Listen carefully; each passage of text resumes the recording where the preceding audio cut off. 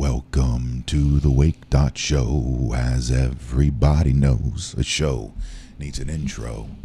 This is that intro. I am Fisher, your host.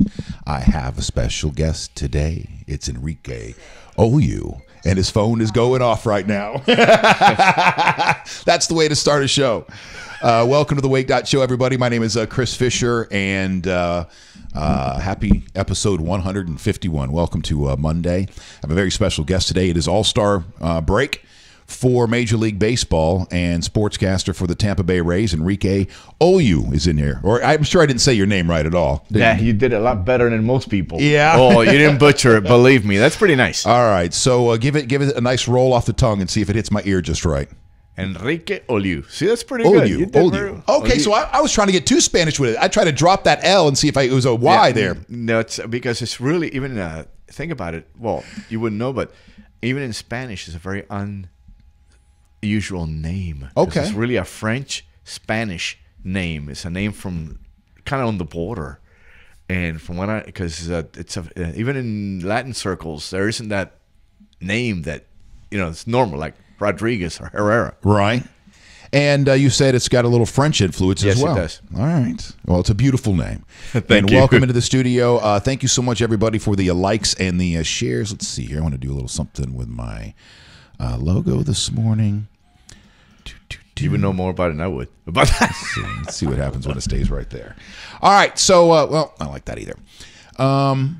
So here we go. It's All-Star break. Normally, if there was a game tonight, what would your routine be in the morning? Well, I have another job, so I would go to the public defender. Oh, that's right. I would go to the public defender, get up at 5:30 in the morning, catch the bus to Tampa, start my workday at 7:30, look at stuff as to what the calendar shows. Sorry, my bad. Now my phone's going off. Hey, that's why I love this medium, because it's very informal. You wouldn't get this on real television or other stuff. I tell you what, because I know you're an old broadcaster, and I've got a lot of questions for you today. For those of you just tuning in, Cords, Jeff, Maribel, it is great to see you. The likes and shares are amazing. For those of you that are Rays fans, invite your friends that you know are Rays fans as well, too, because I know this will be a treat. But Enrique, you're somebody I've wanted to interview for a very long time. My career here in Tampa started in 1998 doing radio, and the majority of that was at 97X, the alternative rock station in town. I don't know if you're familiar with that or not. Yes, very much so. I listen to any kind of music, so I'm always into that. That's not one of the music genres that I normally will listen to, but I do check it out. Because I'd listen to anything. As Duke Ellington would say, there's only two types of music, good and bad. I love it. Well, if I would have booked you for an interview back then, I would have had you in and out of the studio in about 4 minutes, and I would have tried to get as many questions out of you. But in this format here, this is really cool. We're able to slow it down, have a real conversation, and I don't have to rush anything, and that feels good. But I'll say this to you as a broadcaster: it's taken me quite a bit to be comfortable enough with like normal conversation with a person in this kind of a setting. Or, you know what I'm saying? Yes, very much so, because because you're thinking about, I know how hard it is for me to be interviewed, because I'm the one that's usually driving the interview. So to be on the other side is very difficult. It's always intense. Even when I'm watching sports, my wife says, you never can watch it. You never can watch sports. You can always just, you're always analyzing. You can't watch them. So I can't really just sit there and converse. I know the feeling. That was one of my questions today too. Is can you sit down and listen to a broadcast, be it on TV or the radio, and simply enjoy it? No. I didn't think so. It's like a restaurateur that goes, and I've been with some of those, and they'll check and they'll start thumbing things. This could be done better. If when I was in the business, I could have done this. No. Right. No, I know what you mean. I can't just listen to the radio. As a matter of fact, I've gotten better since I've removed myself from radio over the past few years. I've gotten better, but still, when I go to a sporting event, even if I'm not listening to the radio, I'm thinking about slant patterns, and I cannot just. I'm always talking to somebody next door, sitting next to me. I said, "What about that throw?" It's nothing about cheering or anything. I can't. You get myself in cheering. That's foreign to me now. Oh wait, so you're not analyzing the broadcaster themselves Once in a while. Oh, okay. But even if I'm not, I'm just saying I can't get the analysts out of my head. We have a lot of Rays fans here in the Bay Area that are talking about a lot of. Well, listen, it's All-Star break. I got a lot of questions today. We have a lot of things to cover. So what is the next couple of days for you? Are you going to be enjoying all the festivities? Is this where you take some time off? Do you ever have downtime? Yes, this is for precisely so I can be here with you because we decided to take the whole week off. We don't have a game until Friday night against the Marlins, so in our case, we're going away to Bonita Springs. We usually do go somewhere. Last year we went to Savannah. We did the kind of Florida trip, Savannah, St. Augustine, where we have friends, and then we went to see my cousin in Cocoa Beach. So we always do something. We went to New Orleans 3 years ago, California a couple of years ago. We just gone somewhere for All-Star break. We usually take it off, and I don't want to hear, actually, I disconnect myself from anything to do with baseball. I mean, you still have to keep it up because you have to know when you come back as to what. But I try to keep them at a minimum and try to disconnect myself from all this stuff. You have to. You go insane otherwise. You only have so many years in you if you're going to try to live it. 24 hours a day.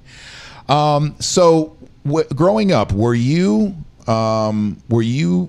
your dream to become a broadcaster, or was it to become a sportscaster, or what were you dreaming about becoming when you were a child? Being an athlete, being successful, but most of all, being an athlete. Yeah, I love the sports. I love radio, and I guess it was my second choice because I could just hear all those people dramatize stuff on the radio, whether it was the drama shows, the adventure stories, or what have you, or the sporting events, and the pictures that people painted for me on the radio. I could identify with those. I wanted to be whatever competed, whether it was directing two roaches running or whatever. I love that. I really wanted to be an athlete because Dad had played some sandlot baseball and so forth, some soccer. He played for the little sandlot league and around town and so forth, and he loves sports, and I love sports as well. But that was probably the bonding thing with Dad. So I always wanted to be an athlete more than sports broadcaster. Now, you didn't come to America until you were 10 years old. What was listening to the radio in Nicaragua?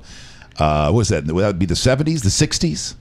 Late 60s, early 70s. What was radio like in Nicaragua then? Well, it was still mostly the sporting events, most of the drama shows. Not the same shows, but kind of the same thing. You had the comedy, you had the shadow, what have you. So you could listen to news.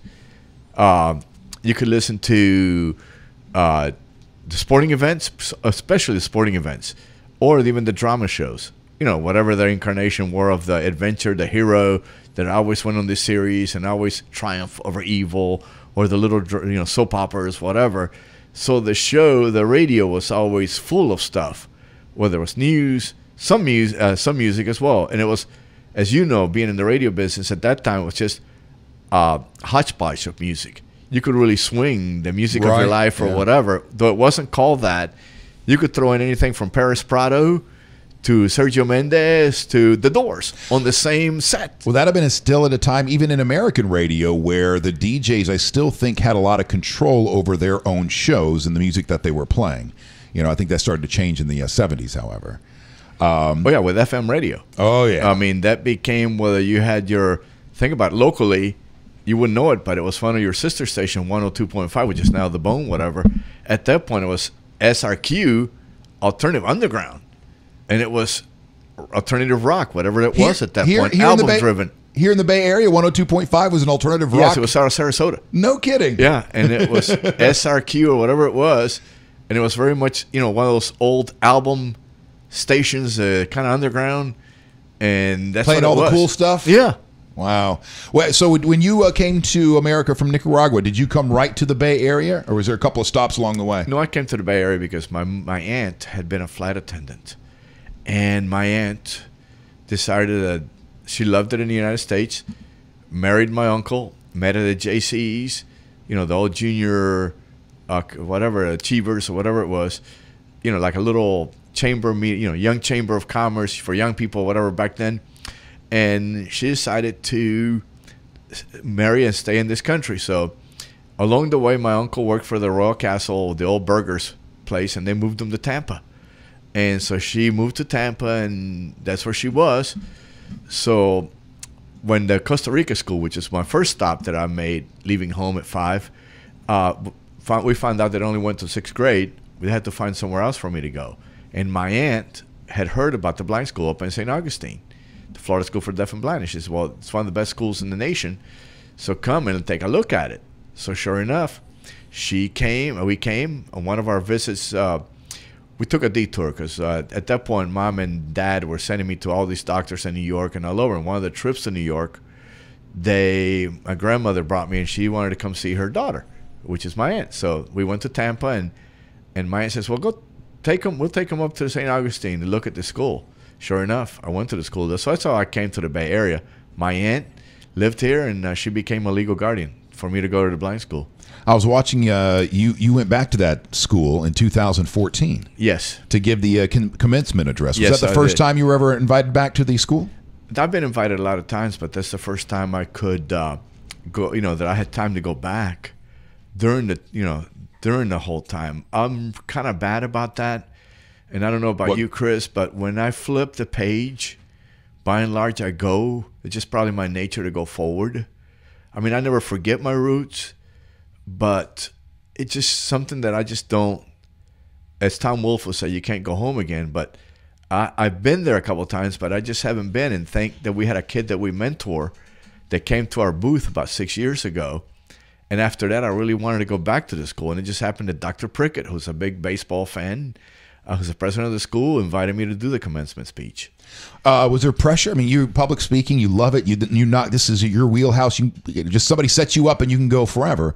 But to go back, I feel like it'll be a little bit different than broadcasting to people around the world of baseball game. I feel like going back to the old school, there'd be a lot of pressure to say the right things. Yes, it is, because no one's a prophet in their homeland, and very difficult to go back. I mean, I just, what you're going to say to those people. And, you knew you were standing there at one point in time, sitting in those chairs in the auditorium. And you think about, what was I thinking when the guy delivered a keynote speech at that point? You're thinking, hurry up, jerk. Yeah, that's what I'm saying. I want to get on to the celebration, whatever it might be. And I don't really want to hear it. What am I going to take out of this? So I was trying to do is think about, what could I do to really make people feel that there's a page turning, that they turn the page and go forward. So yeah, it was a little probably pressure that you put on yourself. And then not just that, you think about the lady that brought you there, the president of the school, who has been teaching blind and deaf kids for 40 years. So not just that, you're talking about a lady that understands the area of special education. And you think about, this lady brought you, and she thought enough of you to bring you to do the commencement speech. And that was the big thing. And you didn't want to disappoint her, because she's one of the best teachers and promoters of special education that I ever met in my life. So that was the other thing. And then you have my parents, well, my aunt, my two mothers, as I call them, my aunt and my mother, sitting there in the auditorium as they were there once before when I graduated, 40 years ago or 30 years, 34 years ago at that point, whatever, 30-something years. And you have my aunt and my mother sitting there, and my wife sitting there. And that's, that was kind of tough. So, well, how did you prepare? You're not writing down. I watch a speech and you're not reading anything. There's nothing in front of you. So did you just put a couple of key points in your head that you make sure you went to hit and then just trusted you? Yes. Fortunately, I was extemporary speaker at USF, part of the forensics team, and they gave me a lot of practice. But yeah, usually it's in anything, because when I was growing up, you couldn't carry a bunch of notes. And now you have the computer and you have the screen readers for, you can have screen readers on your computer, whether it's VoiceOver on your phone or JAWS on your computer, Windows, or even the VoiceOver on a Mac computer or what have you. But you have all these things, and you think about what you're going to do, and I usually I have organized thoughts. I always, as you said, I always organize keys to what points I want to drive home. And then I can come up with illustrations, because remember, with me, I don't have pictures. I don't have anything. So I always think about the old identification method. You match up IDs to something. And so growing up, you didn't have a chance. You would have to carry a whole boatload of books or a whole boatload of rail riders and stuff. And I just didn't have, so I got used to that. So yeah, I just usually do a couple notes, a couple key points as to what I wanted to drive home to those kids. What about some of the technology these days that the kids that you were speaking to have grown up with that you didn't have, back in the 60s that you wish you did have? Or maybe you're even using yourself now these days. I wish I would have had, but tell you the truth, and I have mixed feelings on that. It's amazing that I can click my phone and next Siri. Yesterday I was playing around with Siri and I was asking her about Manny's Steakhouse in Minnesota. And the screen reads to me, Manny's Steakhouse, 5 stars. Pricey though. You ask it the weather, or you can click your phone, or even the computer. Let's say I have a computer at work. I have an iPad. I have my phone. But at my work, at the Public Defender, I have a computer with a voice program in there that reads my screens, reads the text on the screens. Who would have thought of that? Before, when I was growing up, I went to school, I had a whole portable Smith Corona. I don't know if our audience is old enough to remember those. A portable Smith Corona. Yeah, electric Smith Corona, very portable, a typewriter, as kids would call it, a keyboard with no screens. And I had to have somebody proofread for me. So that's amazing to me. That now with the thing, it's different. It's amazing that all these kids, they get a laptop at the school now. They get the thing that they get all the programs, schools done on the computer now, no textbooks. I mean, I can search stuff that before I had to have somebody searching. Go to the library, pull the stuff out of the microfiche, read my economics, read my stuff at USF or whatever, at Florida College. I remember taking for what is it? I don't know if you had it. The speech, the phonetic, the alphabet, the phonetic alphabet. And when somebody had to draw that for me and had to read it for me, it was always strange. Now you can just go get it. So the technology is wonderful. However, I just think about how hard it is, with how much it made me think. Now we're just reacting to things. I mean, I love the technology. It gave me more independence than I ever would have had. But on the other hand, I think about what we're reacting to. We're just reacting to what somebody put on the screen. Nothing about having to think about it. When you used to argue sports trivia, or in your case, maybe music, was there a snake, White Snake better than, I don't know, Def Leppard or Def whatever. Leppard or whatever, or even Stone Temple Pilots, or Kurt Cobain is Kurt Cobain because of Courtney Love pushed him there, whatever. Ouch. Now you can just click and say, "Oh, here's what the facts say." Yeah, I will. There's no. You can't. There's no more of those long nights of debating things that there will never be an answer to, because as soon as you start down that path, you pull out your phone and go, "Hold on a second. Why are we even arguing about this? Let's look up. Let's look it up." Phonics, was that the word you were looking for? Phonics. There you go. Thank you, Sharon. She's a teacher, by the way. Sharon's joined us. Hi, Sharon. A math teacher, but she knows what phonics is. All right, I've got a wide array of questions for you today, or categories, but I want to talk about the Rays a little bit. This is All-Star break, so I want to talk about this team this year a little, and your analysis, because there was a lot of questions whether or not they'd even be a 500 team this year, but they seem to be kind of scrappy. They have been very scrappy, and they played out spring training like that, and I didn't really know. I don't think anyone knew. But the fact is that Kevin Cash has done a wonderful job of instituting that bullpen. It's not that easy. I mean, sometimes it has its drawbacks. But I think the fact that they're 2 games over, who would have ever thought that they almost got 50 wins before the All-Star break? Right. Especially with the start that they had.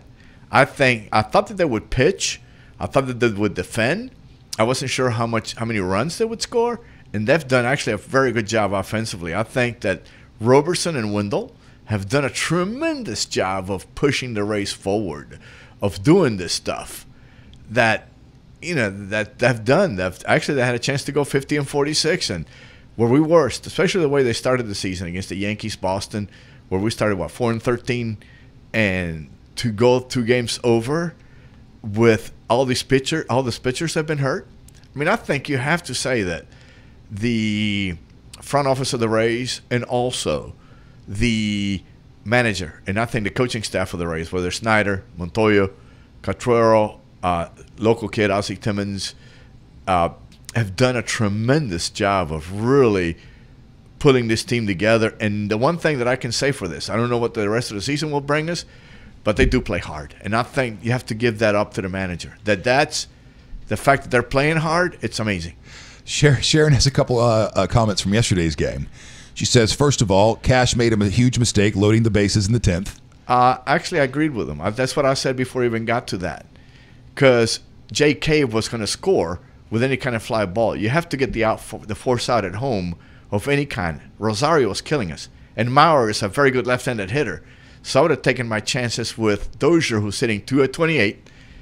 Before that, at bat, 15 home runs and 42 RBIs, or 43 RBIs. Now, the big thing, I don't think Cash would have left Andreessen there if he had any other options. And that's the drawbacks to having a bullpen, especially with a 7-game schedule. But let's not forget that unfortunately our 3 starters did not go more than 3 innings or 3 or 4 innings each day, so the bullpen was taxed.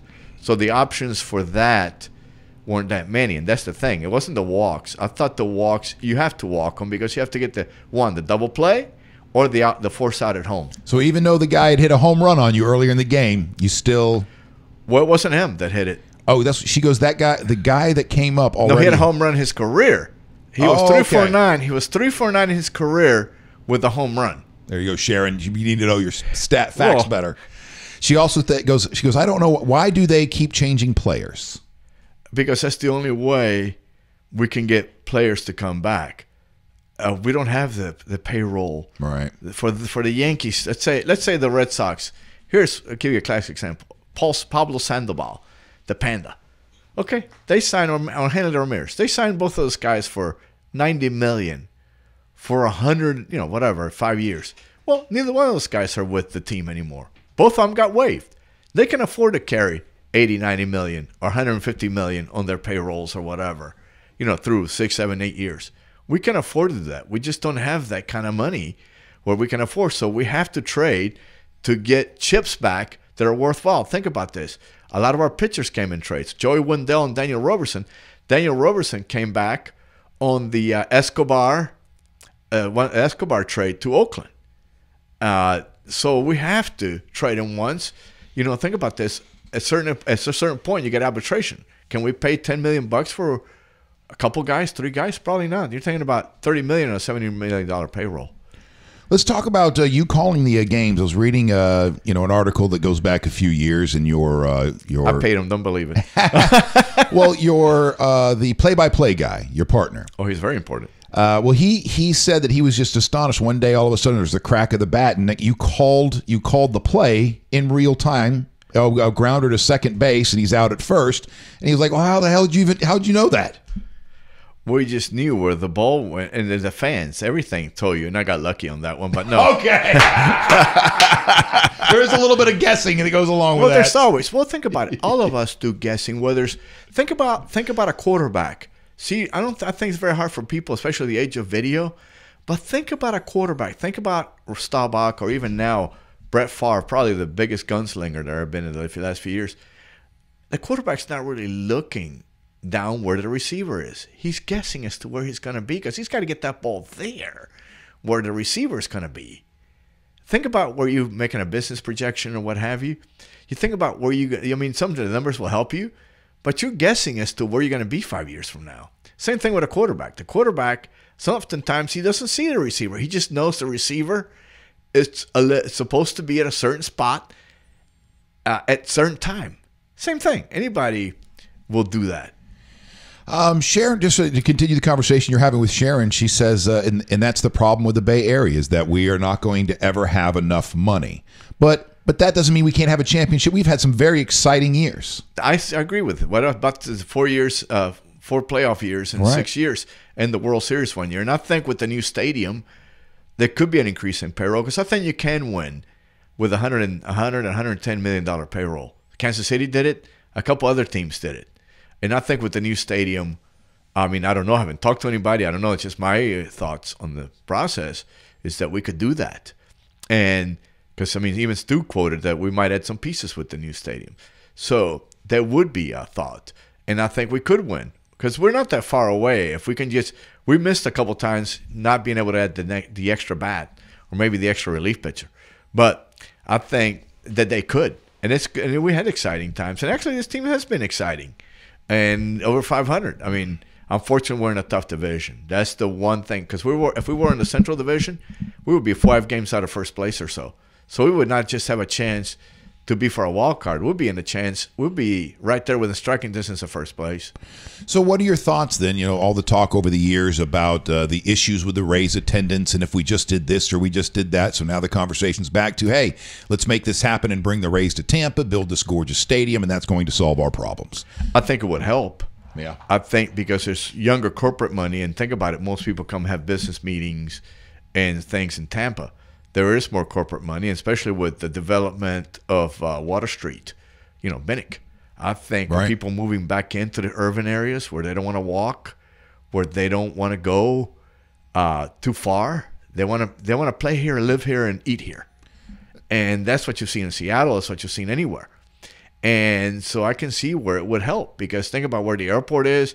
And there's something about the bridge. It's not that far, but it's like a metal block. It is. You got to cross the puddle. You know You're what right. it is? You're right. That you're on the bridge and you have to cross it. It's not that far, 6 miles. That was one of the interesting things moving here that I found out, because that if you're from Tampa, that bridge is 100 miles long going into Pinellas County. If you're in Pinellas County, that bridge is 100 miles long coming back this way. They're like, no, I just go there. I go there once a year for the beach. Or if you're on the other side, I go once a year because I'll catch a Bucks game, but that's it. Or whatever. Or go downtown now or whatever. Or go Franklin Hall or Amateur Works, or I want to go have lunch along the river or at Eulalie's or whatever. To me, though, the Bay Area, that I don't know, 20-mile, 50-mile radius is all playground to me. I agree with you, and that's the thing that I never understood, that we're fighting, and the internal fighting, to me, is the biggest, because other towns have the same thing. You don't hear Minneapolis, St. Paul fighting back and forth. You don't hear other towns that are kind of the same thing. I mean, nobody complains about going from Seattle to Bremerton or all those other towns that are adjacent to Colma, which is 20 miles down the road, or we're out of the Seattle area. Or you don't hear Chicago people or Indiana folks that live maybe in New Chicago or Lake Station talk about, we live in Indiana instead of Chicago. They always say it's out of the Chicago area. And here we seem to have, as you said, between Pinellas and Hillsborough or even down. Now, it is kind of understandable when you're sitting on that bridge sometimes for a half an hour. Oh, I understand, but did you come when the bridge was a lane going and a lane back? No, I've been in the Bay Area. You came when the bridge was already expanded. You should see it when Howard Franklin was one lane going, or maybe a lane and a half going both ways. And if you had a wreck on it, forget it. You won't even get by anymore. Right. Because what they did was take the bridge itself and made it just one way and added another bridge, and they just took the wall down. But before, it was just kind of a lane and a half going, a lane and a half coming back. When was that? I moved here in 98. It would have been like 90, 91, 92, 93, 94, whatever. Right. But I'm glad I missed those years. Yeah, you better, because no one even wanted to take that. You think nobody wants to take it? No one wants to take it now? Forget that. Let's talk about some of the more exciting games that you've called throughout the years. And I want to start with what I have to assume is the most exciting day of your baseball career, and that's got to be Game 162. That was exciting, and it was amazing because you thought 7-0, the Yankees are winning, and then you begin chipping away late innings, and then you have all these other games going away. And that was 08? It's 2011. 11, okay. 08's when they made it to the World Series. They were on a roll to go and win the division that year and what have you. But 2011, where we had started September, 9 games back, Boston just totally went backwards, and we pushed all the way to the end, and we got in there, and we were tied. And so you had Boston and Baltimore, but you also had the games in the National League, St. Louis, Atlanta, and other ones that really had a bearing on playoffs. So you had all these monitors going back and forth along the way, and people flashing, and people going and sticking their heads. If they were walking the concourse at the Tropicana, they were sticking their heads into the suites to look at television monitors. So we're just going back and forth as to see, And so when Robert Andino hit the little blooper to left field that Crawford couldn't get, boy, that was amazing. That was an amazing. But to tell you the truth, that was an amazing thing to me, and probably most personally for me was March 31st, 1998, That was the first game that the Rays ever played. And so you're sitting in this chair and you say, I'm here. I've really made it. The first blind guy that really secures a spot here and is working at a major league level. See, to me, that was an amazing thing. When you see Wilson Alvarez throw the first pitch to Brian Hunter, the leadoff hitter for Detroit, that to me is probably the most exciting thing. I would imagine so. Well, let's talk about that journey then. How is it that you become the color commentator for the Tampa Bay Rays as a visually impaired man? Well, I love sports, as you can say or anybody can say. So I was a wrestler in the blind school, and I loved the radio. So that was one thing about the blind school. They took us to the radio station. They brought Bowie Kuhn. They took us to different sporting events. They would, pack us up in buses or vans and would take us to see the AA team, the Jacksonville Suns at that point, or would take us to see whatever. And my parents would take me to the baseball game. My aunts, my family always took me to baseball games in Nicaragua or even spring training to see the Reds. And I started following that, from my seat, because they would always give me seats close to the third base line or whatever. And I could follow, I could hear it and so forth. But so I started liking this, and I thought I could do it. So I went to a couple of games in Nicaragua. I was like a young kid, pestering people. Just let me in the booth, and I'd, enjoy sitting there. So as it goes on, I graduate from the blind school and get to Florida College. And it just happens that Florida College has a baseball team, and the head coach, Dave Scott, had taken an all-star team with Scout Julio Blanco, who was a scout for the Brewers at that time and had played, professional baseball way back.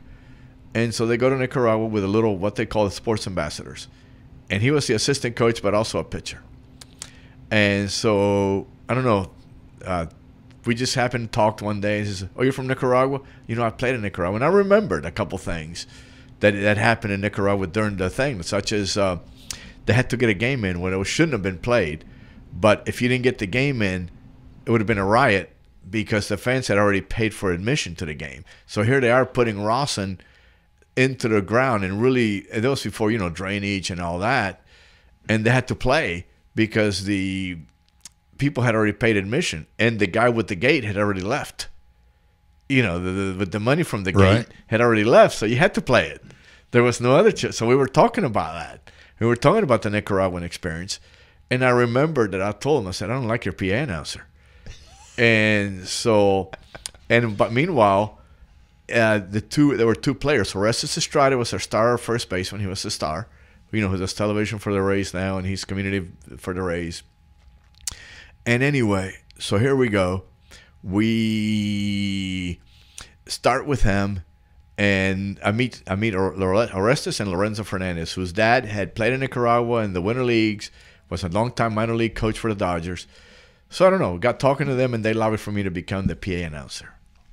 So it all starts with Orestes. From what I understand too, your memory has a lot to do with your success as well. Because you said when he brought that up, you remembered a particular incident, and from what I understand, it's your memory is part of the reason why you are as good at what you do as you are. Well, you have to. It's not that, because, tell you the truth, nowadays, I couldn't have that. I don't have that kind of, not that I don't have the memory, but you don't practice. Now, I was saying to someone the other day that I remember every phone number there was. Jeez. A bunch of them. Now, to look, I remember some, the ones that I contact often, but I look at my phone now to get the contacts. I don't feel like I have to remember stuff anymore. But before, yes, because remember, you didn't have your computer. You had to remember. You couldn't carry around boatloads of notes and so forth. So you had to. It's the old Jerry Lucas, the Ohio State player and later NBA star Hall of Famer, that he actually taught that class, memory, where he talked about identification. So you had to make it. Not that you wanted to, but you didn't have a chance to go look at all this stuff. So you had to memorize all this stuff because there was no other way, really, to go. You couldn't just pull out a box of notes. So you better remember. Now, Enrique, you seem like a very positive person. And these, from one experience to the next, are these amazing experiences in your life. Were there ever times, though, that you were down and out, that you didn't think things were going to happen for you? It's anybody, but I don't let it go too long. Yeah. because my father never, and probably I owe that to my father, because my father said, you can't worry about it. Nobody really cares if you're blind or not. You better resolve. But not just that, even though I went to boarding school and so forth, and it was hard, I had people that loved me at every stop I made. That to this day, people call me, people find me. And Deb, my wife, surprises that so-and-so remembered you. I said, yeah, I guess they do. So I always felt loved at every point. So, yes, sometimes you're down. Sometimes, why can't you drive? Why can't you? Sometimes when Deb has to bring me somewhere or somebody else has to take me, or the bus doesn't move as fast as you want to, or you have to, wait for somebody. Yeah, it's frustrating. But at the end of the day, you can't worry about it.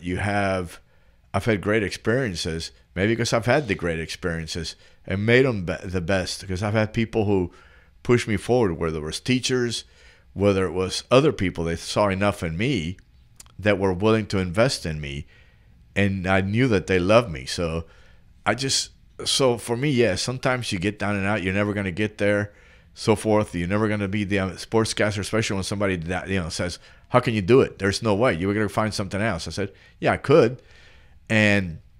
But at the end of the day, I guess my experiences have been, in the long run, they've been very good. It sounds like what motivated you is kind of the opposite of what motivated Michael Jordan to become so great. What motivated him to become so great was someone told him he wasn't great. Well, they told me the same thing, that you can't do it. Oh, believe me. So part of what drove you was that I'm going to show you that I can do this? Oh, yeah. Okay. Because my dad was that way. Dad was always pushing like that. Dad always would play little mathematical games. He, telling you to multiply quickly in your head, stir up the pot just to see if you would think and go forward. And then he would say, at least you're thinking, and things like that. Or Dad would tell you, okay, you're not good enough to do this. You're not fast enough. I'm going to prove to you that I am. Your dad would say that to you? Yeah. Oh, my God. When he ran those mathematical multiplication tables, he wanted you to forget about it. He wanted you to do them in your head, square roots and all that. And then he would say, if you were pretty, I thought I was pretty quick. He says, not quick enough. You can be better, and stuff like that. So no, that would challenge you that way. And no, I was told many times that for a blind person to go into sportscasting, there's no way. So no. And it's funny because my grandparents and everybody tried to shove the music, the pianos and stuff, and I rejected them because there already were people doing that. I wanted to go somewhere else where no one else had been. And I guess I'm fortunate enough to get there. Yes, well, we're fortunate enough to have you in this market, too. You and your wife are St. Petersburg residents, so you're not going to be upset then if the Rays end up in Tampa, or would you guys transplant? Well, my wife dragged me. My wife's from Hawaii. She came here with the military, and she was in MacDill when I met her through a blind date, but she's the one that dragged me to St. Pete. Oh, yeah? Yeah, because I lived in Brandon. Okay. So I grew up on this side of the bay for many years. And that's where my aunt lives still in Brandon. And my mom lives in Brandon. All my family lives in Brandon. But I just love the fact where I am in St. Pete because you can go within 20 minutes anywhere. We have somebody in the comment section here, Ian, who says he met you through Luke Albright. Oh, Luke, what a great keyboard player. I wish we had him at the Dome. He's awesome. I wish he was the organist at the Dome. Not that I have any – I love Jack Enriquez, who's my friend. And, he wants to be Chester Thompson. I call Jack Enriquez the white Chester Thompson. If anybody knows, Chester Thompson was the keyboard player for Tower of Power and then for 25 years for Carlos Santana. After Richard Baker left the band, Chester Thompson came on in 83, 84 and was the keyboard player up to 2009 for Santana. I did music radio for 25 years, Enrique, and I have a feeling that you have more musical knowledge than I do. I love music. I mean, I'm looking for Jeff Beck, Paul Rogers, and Annie Wilson to come in the town. I mean, but it's funny. I love music, but I always tell people that I wish somebody would do the set that I want somebody to do that would never do. And that's how crazy I am about whatever. I mean, I have my drum set, my bongos at home. I don't get to play them as much as I would want to, but it's just funny that you would say that because I love music. I mean, my wife says, "You want the set that you want played? Nobody would play it." If you had your own hour on the radio, is what you're saying, or your wife say there's no way, there's nobody that'll put you on the radio for an hour to play that music, or somebody would do a set. Let's say Elton John, because when I want to go see Elton John, I don't want to hear Crocodile Rock. I don't want to hear that. I want to hear Burnt Down the Mission, Tumbleweed Connection, The Man Must Die. You're one of those music fans. Yes. Like one of my favorite sets that I've heard lately is Boz Scaggs. Okay. You would think of Boz Scaggs as low down, Lido Shuffle. No. He comes and does the Les Tango on 16th Street, takes a song off Jack Berry that no one's really heard, things like that. No, I'm that kind of fan. And that's why, like I said, I'm looking forward to see what Jeff Beck and Paul Rogers and Annie Wilson are going to do, or how they're going to do, let's say, Barracuda, or how they're going to do, Bad Company stuff. Or, stuff like that. I just think to me, I am that kind of fan. I mean, Rush is one of my favorite bands because I just think of Geddy Lee doing the bass and the keyboards at the same time. That takes skill, plus singing. How does your how does your visualization work, or is that an extremely ignorant question to ask? No, I'm glad you're asking. Actually, I wish more people would ask. Okay. Well, you feel things. Somebody tells you that the guy played those instruments.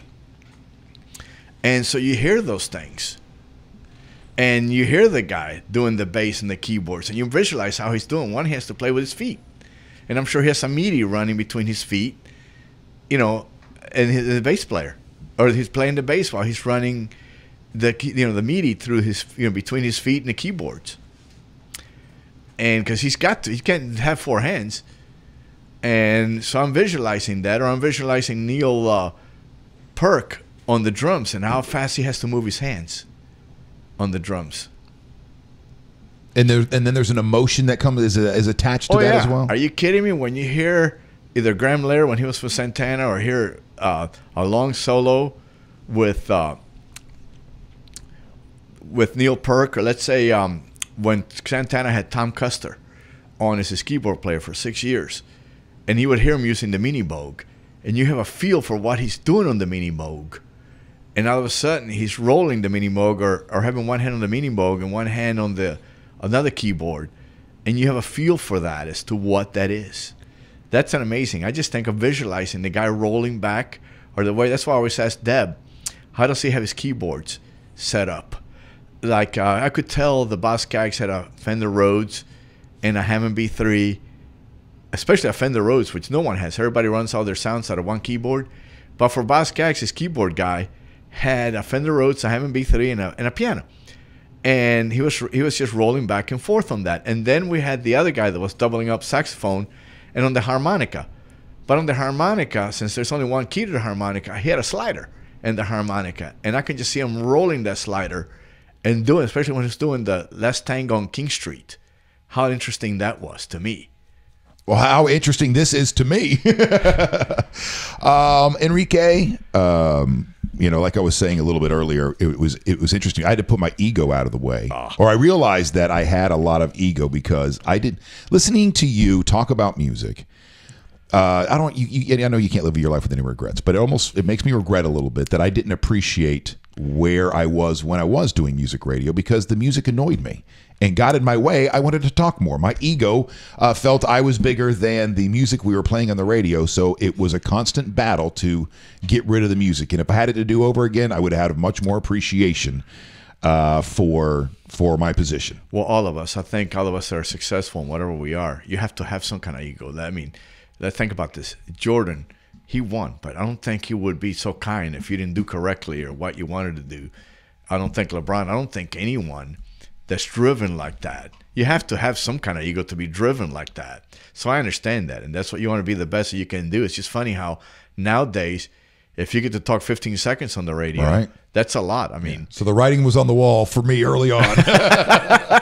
Well, my wife just chimed in on the message board here in the comment section. She said she met you too at a Rays game through Luke as well, through Luke Andy. And oh boy, you mean you claim Luke? Actually, yeah. I love he is one of our good friends. He's out in I'm sure I don't know if you know or not, but he's out in Oregon. Oh, now. We talk to him all the time. Okay. And when he comes in, he always makes a point to stop. And I've seen Luke. I used to be kind of a groupie for Luke, in a sense that I would follow. And just the sense I would follow him either at the PCI Yep. When he played there, or at the two-man version with Michaela at the WOB, the World of Beer down on downtown St. Pete. Which is now Park and Rec. Right, which I like, actually. But, yeah, so I would follow him, and I would talk to him. And actually, I would interchange music with him. And I gave him, and I'm sure he got a kick out of this one. I brought one time, I burned Tom Custer with Larry Coryell and Steve Scott. Steve Scott was Steve Smith, the drummer for Journey for many years. And Larry Coryell is this jazz guitarist, but kind of a different, kind of a more electric guitar, kind of a more rocker, jazz rocker type. And Tom Custer. So I turned him on to him, and I said, so he comes back to me, I really enjoy listening to Tom Custer. Well, Custer is a very interesting guy because very much synthesizer, very much Hammond B3, very good. And so we would talk about different things with the keyboard. And I always would talk about what kind of keyboard you were doing. And he said, well, the Roland. He said, well, I'm interesting that you would have that because actually all the pro piano players, by and large, have the Roland because that's what they can run a lot of their sounds. And the big thing with the Roland is the acoustic piano sound is one of the best that comes out of there. So we would always talk about, not just to him though, the band members, whether it's Michaela. I would talk to him about Michaela when she did Superstition, or even talk to Michaela about, what was the name of that? Their Anchor Atlantic. Anchor Atlantic, yes. Yep. Well, that's when I first, I think I met him, or when we became friends, was at PCI with that band. And it was over Christmas break, I remember, because it was really cold out. And I think I got too drunk. And that wouldn't happen, would it? Which usually happens with Luke. The music sounds better then. I remember going, and I won't say the name, but one of my friends, Belinda Womack's a very good friend, and she did jazz, and she used to play at one of those spots, and at the place on Platt Street. Well, they had jazz every Friday, and I remember we were always teasing one of her band members because as the night got on, we gave him it was before my wife. We gave him a couple drinks, and we always were teasing about, oh yeah, the instrument sounds a little better as it goes on through the night. Well, if I remember the evening correctly, I bought Luke a drink, I believe, or bought him a beer, and then accidentally spilled it all over him, and it was freezing out. So I had a hoodie from the radio station I was working at the time, 97X, and so I knew I could get another one, and I took it off. I was like, I'm so sorry, man, and I gave him my hoodie, and then that was the beginning of the friendship there, if I remember correctly. But what a cool, I was going to say interesting, that's like a backhanded compliment, but he is an interesting character, a cool character. Yes, he is. Very interesting, and his friend Ian, or his cousin, whatever, he used to room with him, and that's always fun, but I just enjoyed talking to him because he was very smart, about music, and he understood. I mean, the band was very good. Actually, it's more than just, because what you get is a lounge lizards, as they used to call them in the 70s, would be just noise. But actually, the band was very good and very tight, and I thought it was, they would do a little bit of everything. Michael has chimed in. He says, I admire Enrique's attention to detail. Are you an attention to detail kind of a guy? Yes, I am. Matter of fact, people, when they come in and work on my computer and stuff, but that's my dad's. He always wanted me to know why something happened. He didn't just want me, as he says, a parrot. He wanted to know why. So when a guy comes, that's how crazy I am. When a guy comes and works on my computer, fixes it, I'm always asking him as to why he's doing that. What is that button going to do for me? From the standpoint of program, what's it executing? Why is it, what it's going to do? Not for me that it's going to make me put it in there, but why? What's it going to do for the whole process of it all? From the computer standpoint, what is it doing?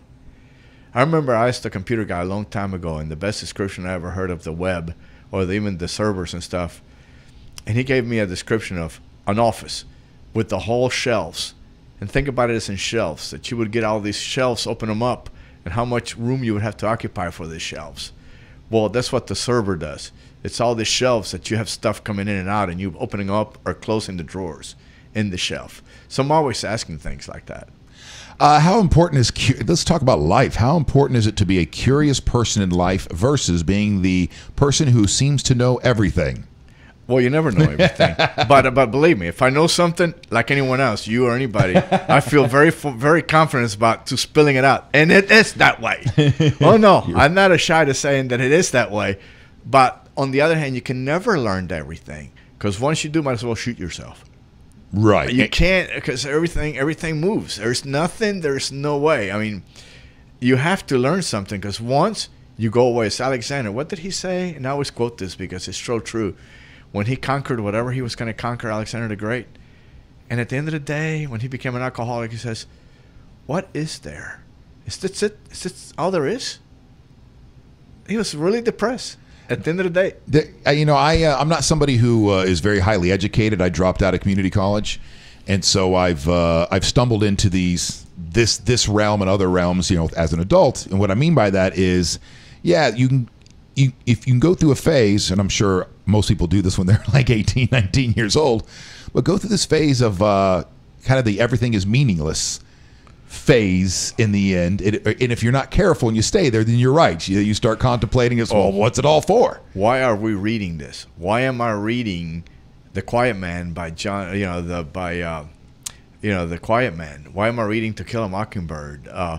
Why am I doing this word books in English? I don't really hate English. I don't care.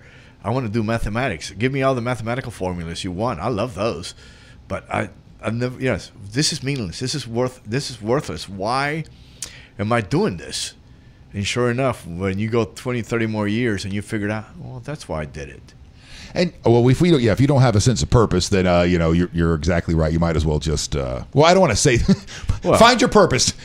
Instead of ending it, I'll just find your purpose. It's out there somewhere. Just find a purpose. I agree. Well, you have to have a goal in this, or might as well be done with it. You're exactly right, sir. I guess I've gone through a phase in recent years. All of us do that because all of a sudden we're spending, we don't know, and it's the same thing I say about a lot of athletes or a lot of people. That you have to have. I think there's somebody's teaching actually athletes, and I saw something either on Athletic or somewhere on the Athletic or somewhere the other day where there's actually seminars now about the 2 steps to retirement for athletes. Retired from the game itself, and then retired when you go in doing something else. You can't just retire either. You got to retire with a purpose. You want to take trips, you want to go around the world, or you want to get another job, you want to do your own stuff. Start a business, yeah. Yeah, whatever. But you can't just sit there. I couldn't. I'd be going crazy 3 or 4 days. My wife can tell you that I can take 3 or 4 days of not, even when I'm watching television, I'm reading a book or something. I've got my phone going on the other side, reading a book on my phone or what have you. Enrique, I feel like there needs to be a little bit, to each his own, right? Yeah. But because of my career and where I was for so long, by the way, I'm going to turn this part into a therapy session for me. I'm gonna use you as a mentor if you don't mind. That's fine. I got into, because of radio and doing morning radio, you have to keep up with everything across the board. And after a while, I really got burned out. And so then I reached a point in my life where I'm like, you know what? I'm going to try to figure out how to do the exact opposite. I want to block out everything. I want to see how close to Zen I can get. So where at one point I'd be watching. Jackson wasn't with you? Well, maybe that's who I should have turned to. But at one point, like you said, I'd have the television on, my laptop open, the newspaper open, a notepad next to me, and I'm trying to push the limits of my brain, to its limits. And then I went, for what? What am I doing? Yeah. Well, so I know there's a balance. I know you can't just sit there and not do anything your entire life. There's got to be a balance there. But I'll tell you what, Enrique, I don't know that I hope I don't have to go back to a place where. Oh, that's the difference. You're doing it because you enjoy it. I was doing it because I had to. No, but you still have to at a point in time. But the thing is, that's the biggest thing, because if you do that too much, you have entropy, which is too much overload of information, and then you can't disconnect yourself. Sometimes you have to figure out what you're looking at. Is it baseball that you're looking at or football? When I did the Buccos and I had to flip-flop between, especially as the baseball season ended and the football season would begin, it was 2 types of preparations. For football, you would do it you would just this crescendo, starting on Monday, looking at all your boards, looking at your notes, all the way up to Sunday. For baseball, it's every night. So you have to figure out which of them. You can't do that. And you do flip too many things sometimes. So you have to take a lot of the stuff. I guess he passed away now. Ken Robiza, the performance enhancement guy that Joe Madden had brought in a while back, said it best. Keep it simple, smart. I think sometimes, actually, it's not a bad thought if you're going to focus on one thing, because sometimes you get too much clutter. And I always felt that when you get a bunch of clutter out of your life, you think better, because all of a sudden you got all these things flipping around. and you're not going to move forward because you're looking at all this noise. And it's a lot of noise because you're not really concentrating on who's doing what. So sometimes it is worthwhile. Just get out of that stuff. Say no. What do you tell kids when they see you at the Tropper out and they want to be a sportscaster one day, they want to work for the Rays one day? Whatever your dream is, follow it, but it's going to be hard. You're not entitled to having it. So you better push and make sure that you understand that that's going to be difficult, but you keep fighting for what you believe in. Put yourself in the spots that you have to. Get in the building. Get in the building some way, shape, or form. I don't care which way it is. Mopping the floor otherwise. But you got to get into the building. And especially nowadays, get somebody to get the resume off the stack. And be willing to work. Because if you're somebody that's willing to do, you say you want to be a sportscaster, and you're willing to do anything, you'll mop a floor first. That will be huge. And when you get in there and you get that mop in your hand, you're mopping like a madman. That I promise you, because I talk to too many people that are my age and a little bit older that are sick and tired of dealing with this generation saying that they don't want to work. So you just put a little bit of effort and you are going to stick out. You're going to stick out. But they're entitled. And no one's entitled. I'm sorry. They might say you are, but no one's going to give you anything. But this is a complete. You are right fundamentally. No, I understand. I know. This generation is very different, because they have been. We have it so good. And I don't want to make it sound like it's their fault because it's not their fault. No, it's our fault. We have given them. See, my dad never. He kind of talked about being better than I was, but Dad never said being better than me. He always said, "I want you as independent as you can because I'm never going to be here all my life." See, he never said.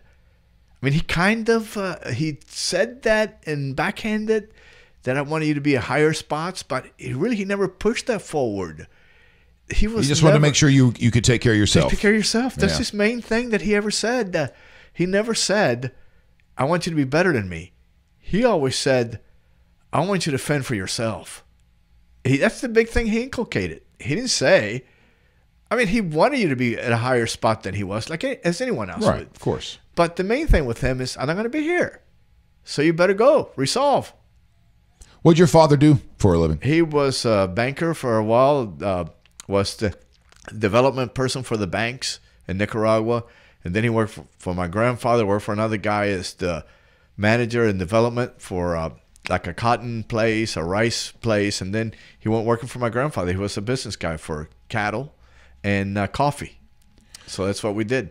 And in a completely different generation too. I don't think it's the fault of us, or it's just the state of where we are, especially in the West, especially in America, because man, we're in a place of such progress, and there's just so many amazing. So these kids are the kids of this generation.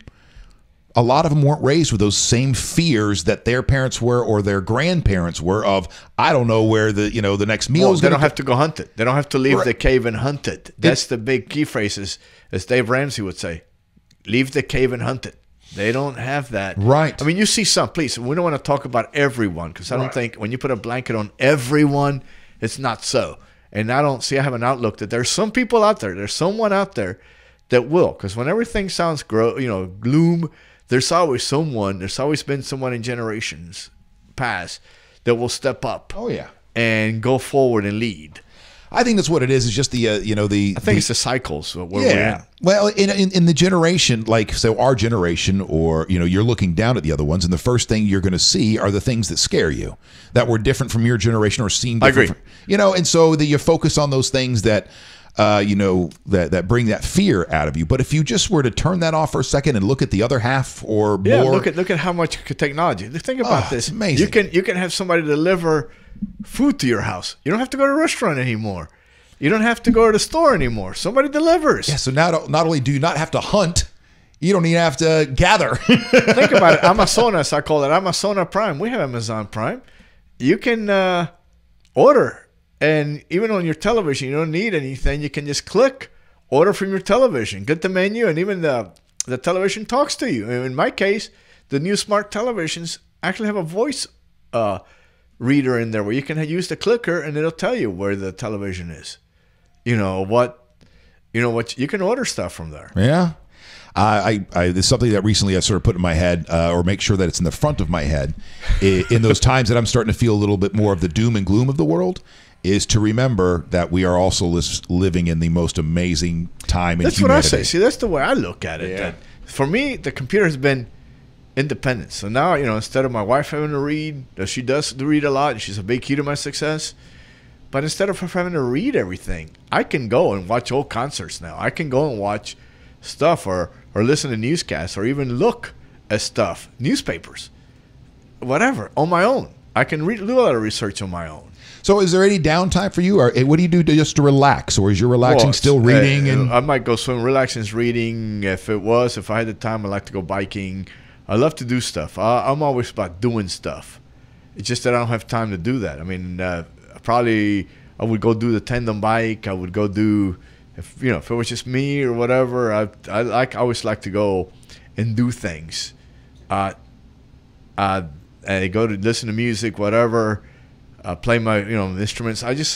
With me, I'm always doing. I have to be doing something. I can't just sit there for too long. Well, we've reached the hour mark. So before I get you out of here, just give us how's the rest of the year going to play out for these kids? It's really hard to say. Race. I think we'll play hard. I think we'll really go for it, and I think we're going to be exciting. I don't know what you never know. As John Wooden would say, the process is more important. Even Joe Madden would always talk about the process. Think about it. John Wooden never talked about wins and losses.